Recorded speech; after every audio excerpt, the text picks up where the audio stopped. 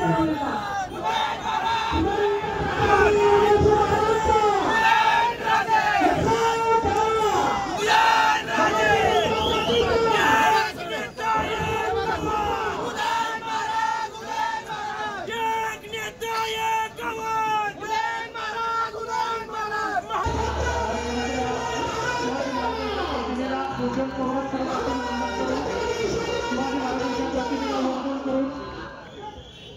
ठिकाणी आपल्या सर्वांचे लाडके नेते महायुतीचे उमेदवार आदरणीय श्रीमंत छत्रपती हे दोन्ही नेते आपले उपस्थित आहेत। मनोज दादा घोरपडे आपल्या तिघांना विनंती आहे छत्रपती शिवाजी महाराजांच्या प्रतिमेचं पूजन करून आपण या कार्यक्रमाची विधिवत शुभारंभ करतोय। आदरणीय श्रीमंत छत्रपती वसंतराव बाबासाहेब लोक आज स्टेजवर आहेत, या सगळ्यांचा मान राखायचा असला ताकदीनं काम करून आपल्याला आजकाल मतदानाला बाहेर लोक पडत नाही। त्या नागरिकांच्या वतीनं मी ग्वाही देते की आमच्या नागरिकांमधून जय हिंद जय महाराज। धन्यवाद। बाहेर बाजूला उभे असलेल्या सगळ्यांना विनंती, पुढच्या ह्या सगळ्यांना लोकांना विनंती आपण बसून घ्या सगळे।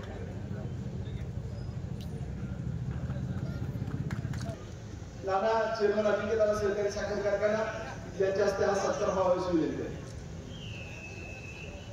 आदरणीय बाबाजींचा सत्कार यशवंतरावांच्या हस्ते होतो।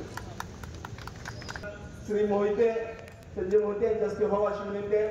त्याचबरोबर राजूभाई भोसले ज्येष्ठ नेते यांचाही सत्कार या ठिकाणी मुलांना यांच्या शुभ हस्ते व्हावा अशी विनंती आहे। त्याचबरोबर आणि या ठिकाणी आपल्याला उदय महाराजांनाच या ठिकाणी खासदार करणं हे अतिशय गरज गावाची सगळ्या गोष्टीची गरज आहे। आणि खरं तर त्या दिशेने या ठिकाणी ताकदीनं पावलं पडत गेली। भारतीय जनता पार्टीचं या ठिकाणी उमेदवारी महाराजांना डिक्लेअर झाली। आज इलेक्शनला जवळपास 10-11 दिवसच फक्त उरले। रोज कार्यक्रम चालू आहेत। महाराजांनी तसं बऱ्यापैकी एक महिना झालं चांगल्या पद्धतीनं संपूर्ण जिल्ह्यामध्ये वातावरण त्या मतदारसंघामध्ये ढवळून काढलंय। आज बाबा महाराजांनी सुद्धा संपूर्ण ज्या ठिकाणी काय अडचण असेल त्या ठिकाणी ताकदीनं उतरून त्या ठिकाणचा गॅप काढण्यासाठी 100% प्रयत्न करतायत। आज खरं तर सर्वच मंडळी या ठिकाणी जे भारतीय जनता पार्टीला म्हणतात त्या दोन्ही महाराजांना म्हणतात ते सर्व कार्यकर्ते एकदा एका व्यासपीठावर येणं ही फार गरजेचा विषय होता। कारण बऱ्याच वेळा बोललं जायचं हे काय करणार ते काय करणार, तर या ठिकाणी समोरच सगळे मला त्या अंगाने सांगितलं जे बोलणार तेच करणार। त्यामुळं बाकीचा तर विषय या ठिकाणी राहिला होता। मी सकाळी थोडस कार्यक्रमात वेळ मिळाला, बरोबर मी सकाळी 7 वाजता रामकृष्ण नगर होतो बाबा, तिथून बऱ्यापैकी या 7-8-9 गावामध्ये गेलो।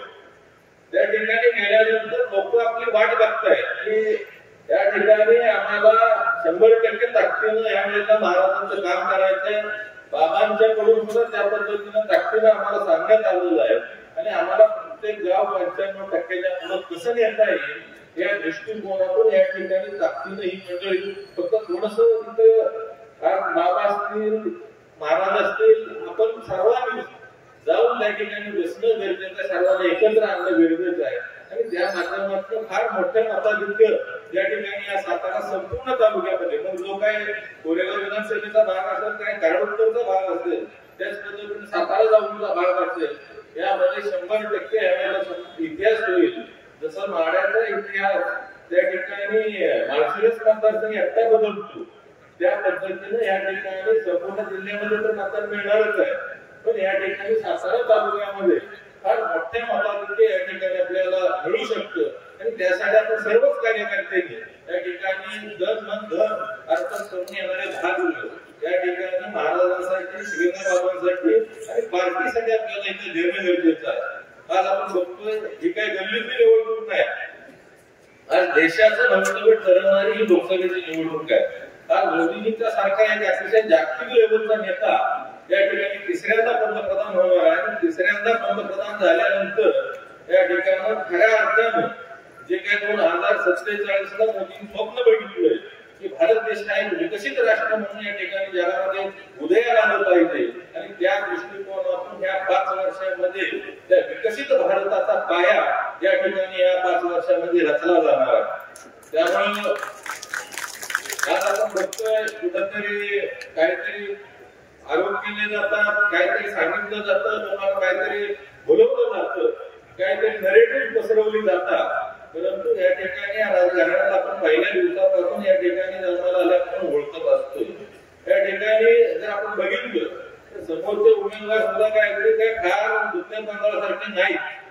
त्यामुळं असं काय करण्यासारखं नाही की बाबा इकडच्या पेक्षा तिकडे गेलं तर बरं आहे. तर हे आपलं फार मोठी चूक होऊ शकते आणि तसं जर वातावरण या ठिकाणी अजिबातच नाही. काही मंडळी किरकोळ वळवळ चालू आहे, तर ह्या वळवळीचा 100% काही या ठिकाणी उपयोग होणार नाही. येणाऱ्या 7 मेला आपण या ठिकाणी सर्वांनी ताकदीने, कारण आपण बघतो संपूर्ण भारत देशामध्ये पहिल्या टप्प्यातलं मतदान झालं ते मतदान फक्त 55% आसपास झालं. पण आपल्याला हाच टप्पा जर या ठिकाणी 80% नेता आला आणि त्यामध्ये परत आणखी आपल्याला 90-95% टार्गेट अचीव करता आलं तर फार मोठा विजय या ठिकाणी साकारला जाणार आहे. आज बाबा या ठिकाणी आपल्या मागे ताकद नाही, विकास कामाच्या बाबतीत असेल, आज साखर कारखान्याच्या बाबतीत असेल, प्रत्येक ठिकाणी सहकार्याच्या जाळ्याच्या माध्यमातून प्रत्येक कार्यकर्त्याला या ठिकाणी संधी देण्याचं काम आजपर्यंत बाबांच्या माध्यमातून या ठिकाणी झालेलं.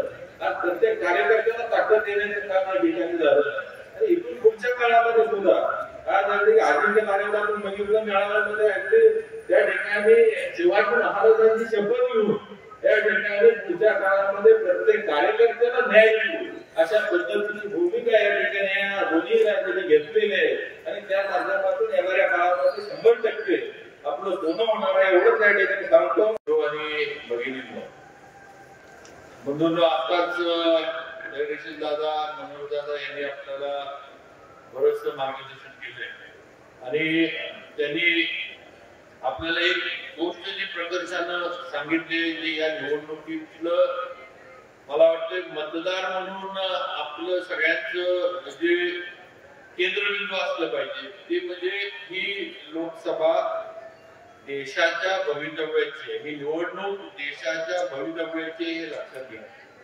ही निवडणूक तुमची माझी इथं स्थानिक पातळीवरची किंवा आपल्या स्थानिक कामांची, स्थानिक जे काही आपले प्रश्न आहेत म्हणा किंवा स्थानिक अगदी मी म्हणतो वादविवाद ह्याची ही निवडणूक नाही आहे. ही आपल्या भारताची जबाबदारी, भारताचं नेतृत्व आणि भारताचं सगळ्यात महत्वाचं म्हणजे संरक्षण हे कोण करू शकतं आणि कुणाला पंतप्रधान म्हणून आपण बसवायचे ह्याच्यासाठी असणारी ही निवडणूक आहे. त्यामुळं माझी आपल्याला विनंती की थोडं आपण सुद्धा आपला दृष्टिकोन जो आहे या निवडणुकीचा हा थोडा मोठा केला पाहिजे. तुम्ही जर इथल्या भांडणांमध्येच लक्ष घालत बसला मतदार म्हणून तर आपण कुठेतरी चुकणार आहे हे लक्षात घ्या. इथले स्थानिक विषय म्हणजे माझ्या गावचा रस्ता, माझ्या गावची पाणी पुरवठा योजना, माझ्या गावचं समाज मंदिर एवढ्यापुरतं आपण जर मर्यादित विचार करून लोकसभेची निवडणूक लढवत असलो किंवा लोकसभेच्या निवडणुकीमध्ये मतदानाचा निर्णय घ्यायला जाणार असलो तर आपण निर्णय चुकीच्या पद्धतीने काहीतरी घेऊ आणि मग आपल्याला पश्चाताप करायला लागेल हे आपण सगळ्यांनी लक्षात घेतलं पाहिजे. म्हणून देश, भारत त्याच्यावर आपण सगळ्यांनी प्रकर्षानं या निवडणुकीत लक्ष केंद्रित केलं पाहिजे. इकडं आपलं लक्ष असलं पाहिजे. आज इथं बसलेल्या सगळ्यांना, तुम्ही सगळेजण रोज वर्तमानपत्र बघता, आपण सोशल मीडिया आलंय, सगळ्यांच्या फोनवर व्हॉट्सअप आहे, सगळ्यांच्या फोनवर इंस्टाग्राम आहे, सगळ्यांच्या घरामध्ये मुलांकडे अगदी महिलांकडे सगळ्यांकडे सोशल मीडिया आले. आता वर्तमानपत्र पण बातम्यांसाठी उघडायला लागत नाही.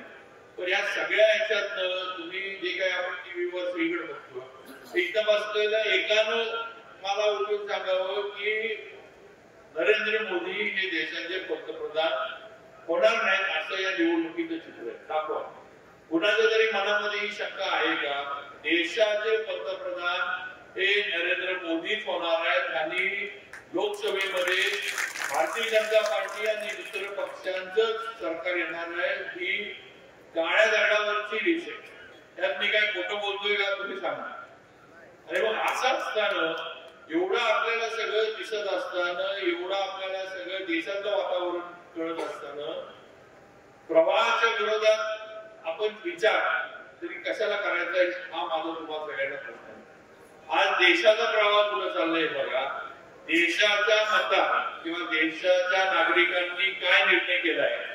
आज देशामध्ये उद्या पंतप्रधान तुम्ही तिसऱ्यांदा नरेंद्रजी मोदी बसणार आहेत. त्यांच्याकडे सगळी देशाची म्हणजे बहुमतापेक्षा जास्त त्यांच्याकडे आकडेवारी येणार आहे. आणि मग असं सगळं वातावरण असताना आपला खासदार आपला सातारचा खासदार हा तिथं आपल्या भारतीय जनता पार्टीच्या आणि मोदीजींच्या विचाराचा असला पाहिजे का नसला पाहिजे. मग असला पाहिजे तर आपलं जे स्थानिक आहे ते सगळं बाजूला ठेवून आपल्याला भारतीय जनता पार्टीचे उमेदवार उदयनराजे यांचे काम करायचे हे लक्षात ठेवा. आणि कमळाच्या समोरचं बटन दाबून जास्तीत जास्त मतदान आपल्या गावातलं आपल्या जिल्हा परिषद गट काय जे काय असेल ते तिथलं उदयनराजेंना आणि कमळाला झालं पाहिजे. भारतीय जनता पार्टीला झालं पाहिजे. याची खबरदारी सर्व पदाधिकारी कार्यकर्ते आधी माजी सगळे जुने जाणते नवीन तरुण सगळ्यांचं जे सगळ्यांनी मिळून ही जबाबदारी घेतली पाहिजे की आपल्याला आपल्या या जिल्हा परिषद गटातनं आपल्या भारतीय जनता पार्टीच्या उमेदवारांना मोठं मताधिक्य द्यायचंय. मागच्या लोकसभेच्या निवडणुकीमध्ये मतविभागणी गेली. धैर्यशील कदम असतील मनोज दादा असतील या ह्याच्यामध्ये मतविभागणी गेली आणि त्याचा फटका लोकसभेला बसला. हे चित्र आपण सगळ्यांनी बघितलंय. पण आज स्टेजवर धैर्यशील दादा आहेत मनोज दादा आहेत मी इथं बसलोय उदयनराजे आहेत सगळे इथं स्टेजवर रामभाऊ जगदाळे असतील नाना लालासाहेब सगळे हे माझ्या बरोबर असणारे का भाऊसाहेब महाराजांच्या विचाराचे बहुतांशी सगळे कार्यकर्ते तिथं वर उपस्थित आहेत. समोर सुद्धा आहेत. अगदी मधुबाबा असतील सगळे सातपुडेजी आपले गोरख मास्तर आहेत सगळे. आता कोणाची नाव घेऊ सगळे आहेत. आपल्याला सुद्धा आता या आपल्या जिल्हा परिषद गटातनं मताधिक्य कसं मिळेल याची बांधणी आपल्याला सर्वांना करायची आहे. हे आपण सगळ्यांनी लक्षात ठेवलं पाहिजे. बंधूंनो दुसरं एक माझी विनंती आहे की भारतीय जनता पार्टी भारतीय जनता पार्टीकडं बघण्याचा जो आपला पूर्वीचा चष्मा होता तो आपल्याला काढून आता नवीन नजरेनं बघितलं पाहिजे. हे सुद्धा आपण लक्षात घेतलं पाहिजे. पूर्वी भारतीय जनता पार्टी म्हणजे विशिष्ट वर्गाचा पक्ष आहे असं एक समज या भारतीय जनता पार्टीबद्दल होती. बरोबर आहे की नाही. आज आता मला तुम्हाला दुसरा प्रश्न विचारायचा आहे की इथं बसलेली स्टेजवरची सगळी बघा सगळी बहुजन समाजातली आणि बहुजनांची मुलं त्यातली सगळी जे आहेत शेतकरी आहेत. मी पण शेतकरी आहे. माझा पण ऊस कारखान्याला येतो. मला पण माझं जिल्हा बँकेत माझं पण पीक कर्ज आहे.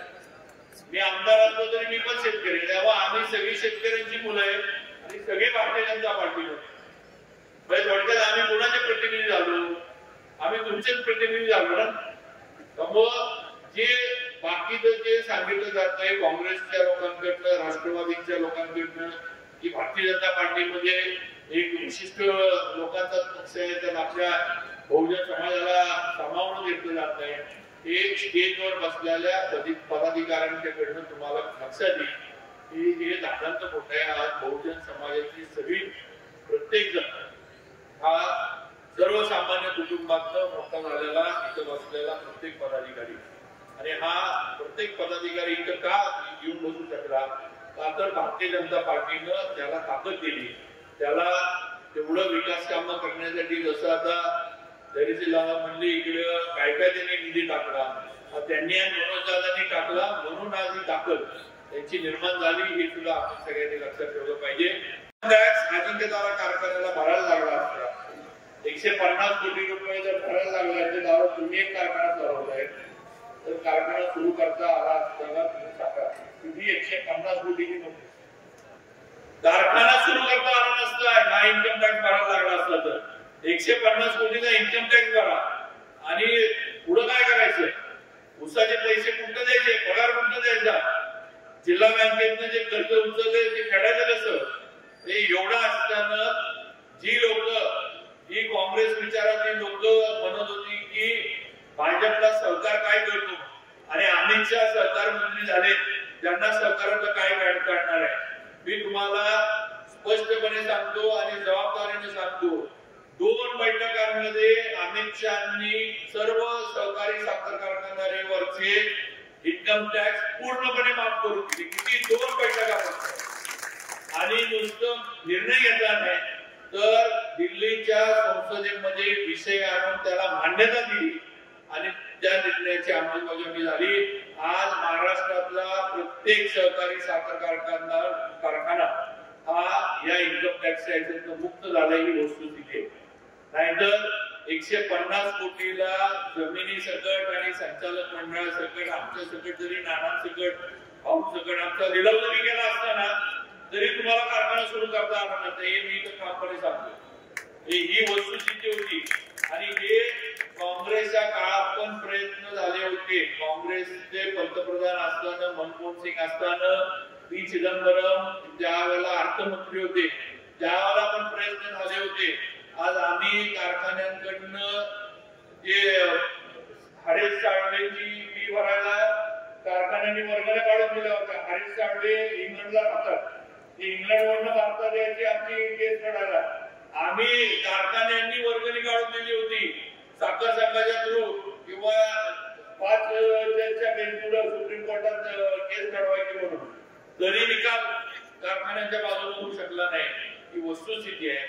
आज पवार साहेबांना आपण कृषी मंत्री म्हणून बघितलं त्यावेळेला सुद्धा पवार साहेबांच्या ह्याच्यात सुद्धा हा प्रयत्न त्यांनी केला पण काँग्रेसनं त्यावेळेला हे होऊन दिलं नाही. हे अगदी स्पष्टपणे मला सांगायचंय. त्यामुळं ज्यांनी आपली ऊस शेती वाचवली ज्यांनी आपल्या कारखाने वाचवले आज त्या पक्षाच्या मागे त्या नेतृत्वाच्या मागे आपण उभं राहिलं पाहिजे. तरच आपण खऱ्या अर्थाने शेतकरी आहोत की आपण कुठेतरी दाखवून देणार आहे. आणि म्हणून एवढे ज्यांनी निर्णय आपल्यासाठी घेतले आणि ज्याला विलंब लावला नाही शेवटी त्या पक्षाबरोबर आपण जायचं का इथे येऊन आपल्याला काहीतरी सांगतात काहीतरी जुनं पाहुण्याच्या घरामध्ये काहीतरी हे करतात. अशा पक्षाच्या मागे जाण्यामध्ये किंवा अशा नेतृत्वाच्या मागे जाण्यामध्ये अर्थ नाही. ही आपण वस्तुस्थिती लक्षात घेतली पाहिजे.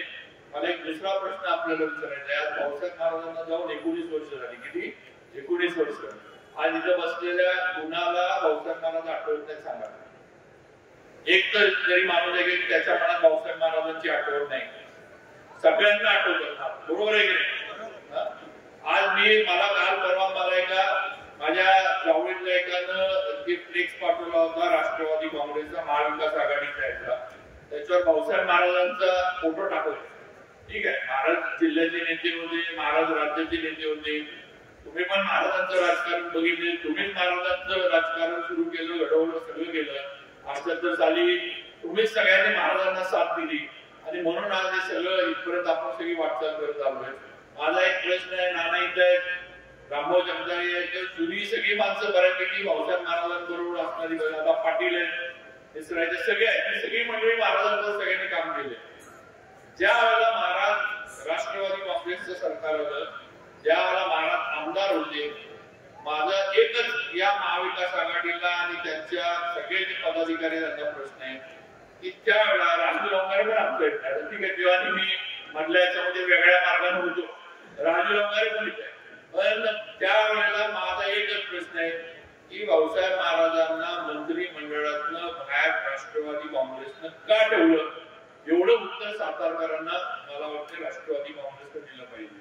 असं काय महाराजांबद्दल चुकीचं झालं होतं. असं काय महाराजांनी भ्रष्टाचार केला होता का. असं काय महाराज कुठल्या भानगडीमध्ये अडकले होते का की त्यांना मंत्री का त्यांच्यामध्ये कॅपॅसिटी नव्हती कार्यक्षमता नव्हती का भाऊसाहेब महाराजांमध्ये काम करण्याची.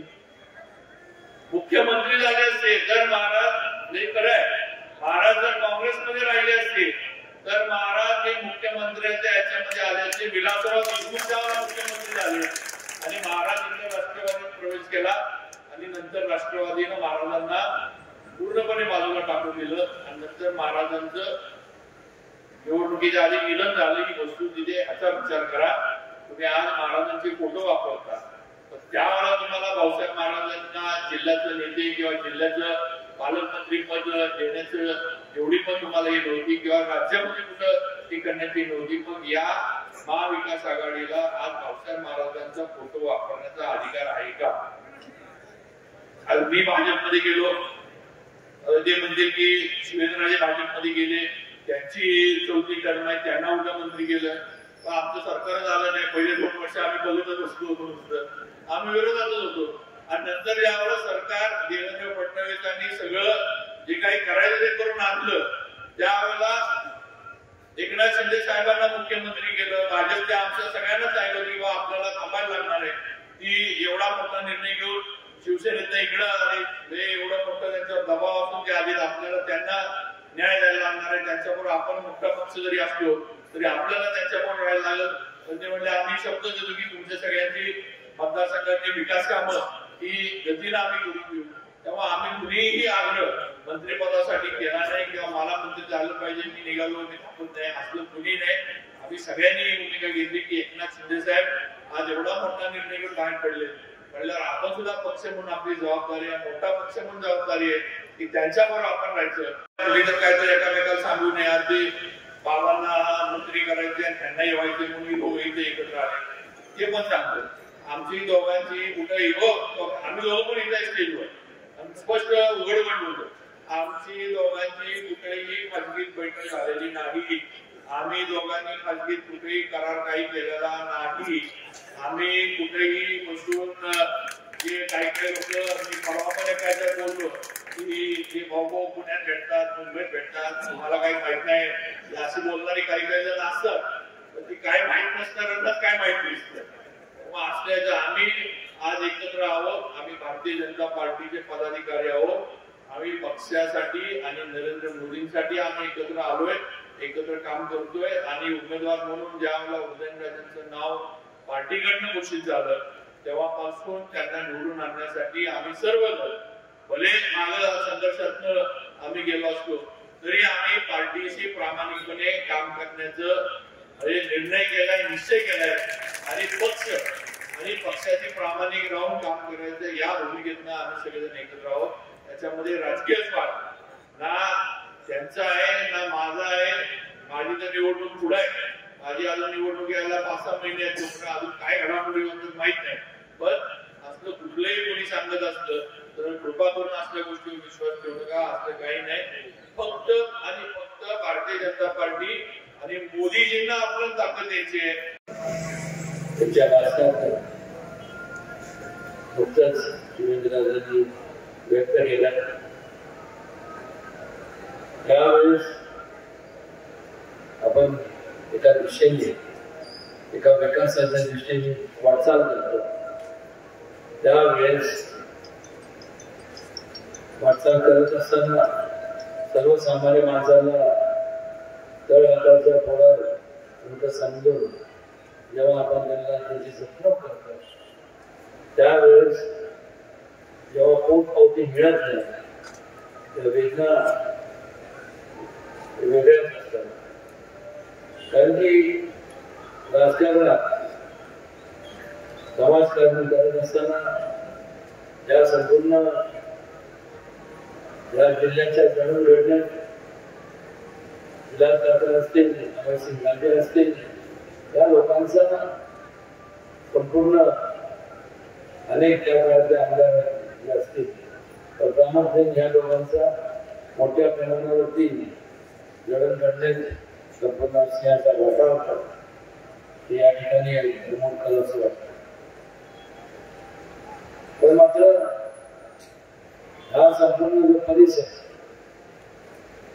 हा सातारा जिल्हा असेल आणि पश्चिम महाराष्ट्रातला एक जिल्हा म्हणजे सातारा. सातारामध्ये काँग्रेसचा बालेकिल्ला तसं पाहायला गेलं तर पश्चिम महाराष्ट्रात हा काँग्रेसचा एका काळी असणारा बालेकिल्ला.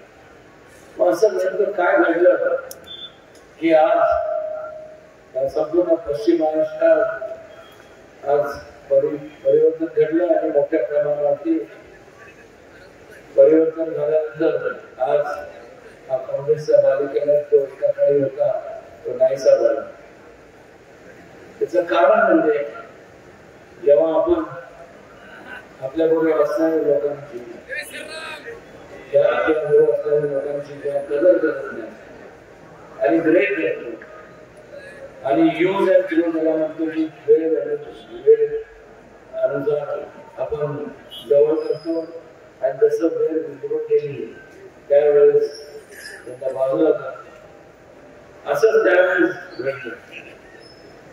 त्यावेळेस निश्चितपणे आज एवढे वर्ष सिनियरिटीचा विचार करता काकांना त्यावेळेस मंत्रिमंडळात असताना देखील त्याला बाजूला केलं गेलं, का केलं गेलं मला माहित नाही, पण ते अत्यंत अपमानास्पद असं तो घटना होती. आणि मग त्यांच्यापेक्षा त्यांचे टर्म कमी आहे किंवा वय कमी आहे आणि अनुभव कमी असणारे लोक ते मोठ्या प्रकारचे फसवण्यात आले.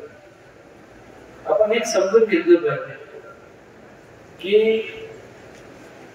एका बाजूला जेव्हा हे आपण पाहतो की आज ती सरकार कशामुळे तर एका ध्येयाने प्रेरित पण एका विचाराने प्रेरित होतो.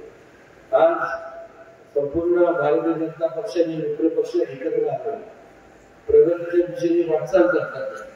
दुसऱ्या बाजूला काँग्रेस आणि मित्र पक्ष जे आहेत राष्ट्रवादी सारखे, आपल्याकडे राष्ट्रवादी काँग्रेस आहे, तिथे राष्ट्रवादी बिघाडी काँग्रेस अशी संपूर्ण जे पक्ष एकत्र आले ते स्वार्थाप्रती एकत्र आले. ते स्वार्थाप्रती एकत्र आले तर समजून घ्या की आज त्यांच्याकडे त्यांच्यापैकी कुठलाही अजून निर्णय झाला नाही की पंतप्रधानांचा उमेदवार त्यांनी आपण जाहीर केला आणि आज आपण त्यांच्या बाजूने कोण घेणार आहोत का. आणि असंच हे का घडलं कारण आणि परिवर्तन का झालं तर हेच लोकांनी या लोकांना कंटाळून या लोकांच्या यूज अँड वापरा आणि टाकून अशा बाजूला सांगा अशा वेळेला कंटाळून एक एक करून सर्व वैचारिक दृष्ट्या बाहेर पडत आणि बीजेपीच्या समर्थन बीजेपीला समर्थन दिलं. कुठल्या प्रकारचा स्वार्थ लोकांनी तुमच्या वाटत द्यावयाचे तुमचं हित जोपासण्याचा स्वार्थ होता. बघाची शिवरायांनी उल्लेख केला अनेक वर्षापासून घडलं की हा संपूर्ण साखर त्यांचा शुगर लावली त्यांच्या जनावरती त्यांनी राज्य केलं अनेक वर्ष या संपूर्ण महाराष्ट्रात. का त्यांनी हा इन्कम टॅक्स माफीला निर्णय घेऊ शकले नाही. त्यांना मनापासून लागतं कारण त्यांनी घेतला नाही त्याचं मूळ कारण म्हणजे तुम्हाला सांगावं वाटतं इतर जुनी कामगारचे लोक आहेत ते सांगतो कारण त्यांना सवय लागून गेली की लोकांना आपल्यावरती अवलंबून ठेवायची. बरोबर कुठल्याही परिस्थितीत ते आपल्याकडे वाढवून घेऊन आले आणि मग जर काही उपकाराच्या केल्यानंतर बहिणा देव त्याला विनायला हे याच्या प्रकारचं राजकारण हे म्हणजे नकारात्मक हा दृष्टिकोन राजकारणाचा. त्याच्यामुळे लोक म्हणतात आज भारतीय जनता पक्षाचा जो दृष्टिकोन आहे तो सकारात्मक दृष्टिकोन आहे. लोकांना एकत्र घेऊन बरोबर जाण्याचा दृष्टिकोन आहे आणि लोकांचं खरं आज केवळ राजकीय करावे तर या संपूर्ण महाराष्ट्रात जेवढे काय झाले हे सगळे लोक आढळून झाले जोडले असते हे जर आढळ झाले तर मला सांगा तुमची शेतकरी वर्गाची काय अवस्था झाली.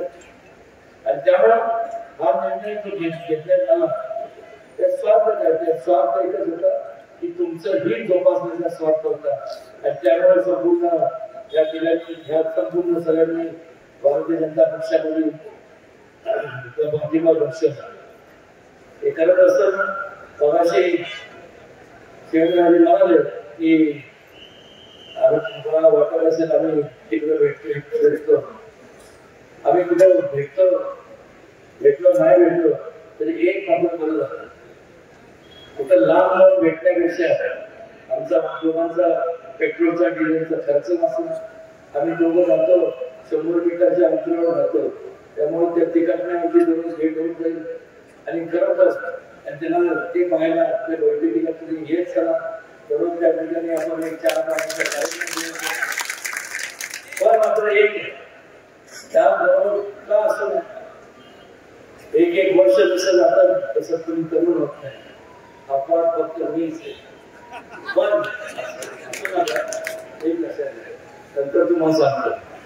पण मात्र आज 4 टर्म आमदार झाल्यानंतर एवढा देखणं असा उमदा माझा भाऊ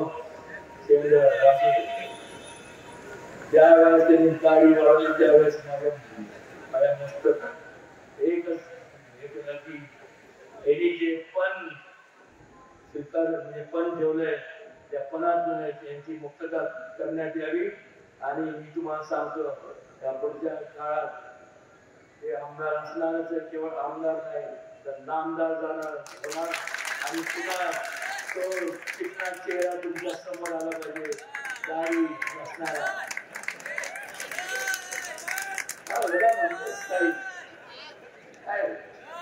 आणि काल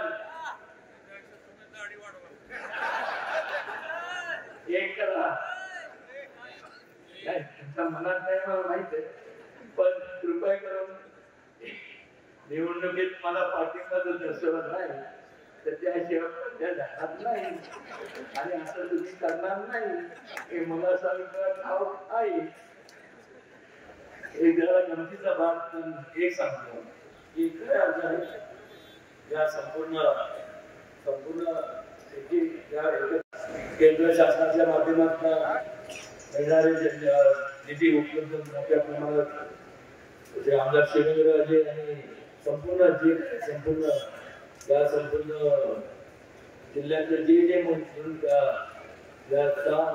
आमदारकीच्या मतदारसंघात जे माझ्या खासदारकीच्या मतदारसंघात त्या सर्व आमदारांना म्हणजेच तुम्हाला सर्वांना त्यांच्या तुमच्या विचारांना जपणूक केली जाईल. तुम्हाला विचारात घेऊनच आणि त्या मतदारसंघातल्या आमदारांना विचारात घेऊनच संपूर्ण एक चांगल्या प्रकारे विकासाच्या दिशेने वाटचाल करूया एवढंच मी सांगतो. आणि पुन्हा एकदा आपल्याला आपण या ठिकाणी मोठ्या प्रमाणात उपस्थित राहिला